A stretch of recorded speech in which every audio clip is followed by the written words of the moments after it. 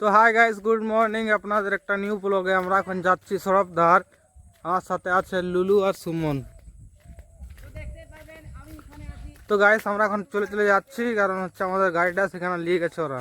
ভাই ওখানে আছে আর বাবা।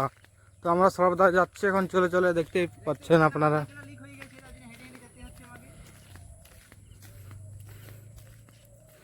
তো গাইস সুমন যাচ্ছিল সাইকেলটাতে, ও সাইকেলটা তো লিক হয়ে গেছে, তার জন্য ওখানে হেঁটে যাবে।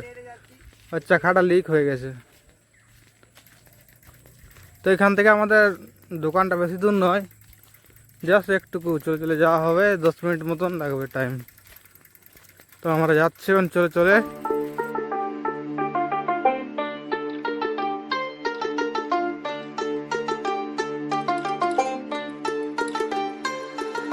Stranded in the open, dried out tears of sorrow,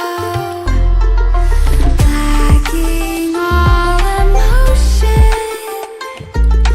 staring down the barrel, waiting for कमरे में घुसता जैसे हाथी, टेबल बैठा तो फिर गांधी, करते मोटा 4 शो का, होते दंगे चलती लाठी। हमने हार से सीखा और सीखों से जीत बना दी, सोना था हराम तब। তো ফাইনালি বন্ধুরা আমরা এখন আমাদের দোকানে এসে গেছি। তো দেখতে পারেন আমাদের দোকানের সামনে নাজারাটা হচ্ছে জায়গা। এখানে আম বাগান আছে আগেতে ওখানে। তো ওখানে একটা বাঁধ আছে, এখানে আমাদের দোকান। এটা এখানে তো বিকালে চপ, পকোড়ি, আলু চপ সব কিছু বানানো হয়। যদি আপনারা খেতে চান আসতে পারেন আমার দোকান।